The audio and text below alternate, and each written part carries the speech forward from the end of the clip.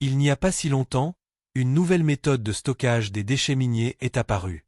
Désormais, il n'est plus nécessaire de déverser des déchets semi-liquides sur le sol, il suffit de les pomper dans des géotubes.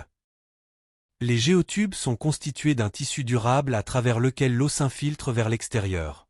Après quoi les déchets compressés restent à l'intérieur du géotube. Ce système s'est avéré très efficace et son utilisation réduit au minimum la contamination de l'environnement.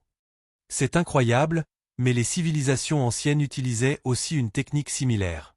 Parfois, ils utilisaient des coffrages amovibles à la place des géotubes. Regardez ces belles photos du labyrinthe de Hudes situé dans les montagnes du Caucase. Bien entendu, les scientifiques prétendent qu'il s'agit d'un miracle de la nature. Chers messieurs et chères dames de la science, vous aimez tellement les miracles que vous devriez probablement vous promener ainsi. Mais sérieusement, il n'y a aucune information sur le labyrinthe de Hudes sur Wikipédia.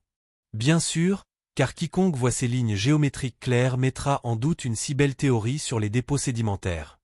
En réalité, ici les déchets semi-liquides étaient coulés couche par couche dans des coffrages amovibles. Maintenant, quand vous verrez de telles images, vous comprendrez facilement ce qui s'est passé ici il y a plusieurs centaines d'années.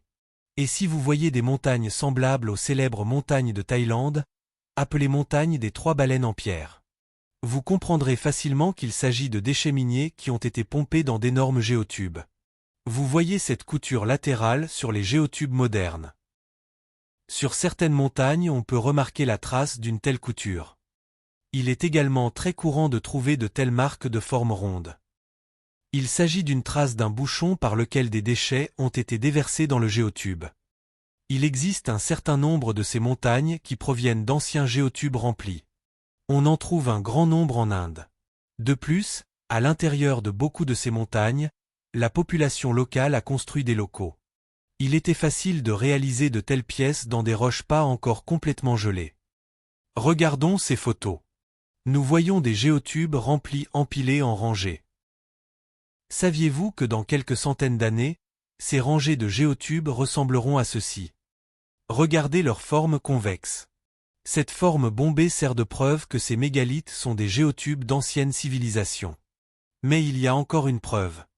Vous avez probablement vu ces étranges tubercules plus d'une fois sur des photos d'anciens mégalithes. Savez-vous comment ils ont été formés? Regardez l'une des formes de géotubes modernes. Vous voyez qu'il a 2 cols. Si ce géotube est rempli de béton et placé sur le côté, alors dans 100 ans, lorsque le matériau du géotube se décomposera, nous obtiendrons quelque chose comme ceci. Et les cols du géotube auront cette forme. Mais pourquoi de nombreux mégalithes ne possèdent-ils pas ces tubercules? La réponse est simple et évidente. Lors de l'installation du géotube, ces tubercules se sont avérés être de l'autre côté invisibles pour nous. Je vous invite à regarder la suite de cette vidéo dans la prochaine partie.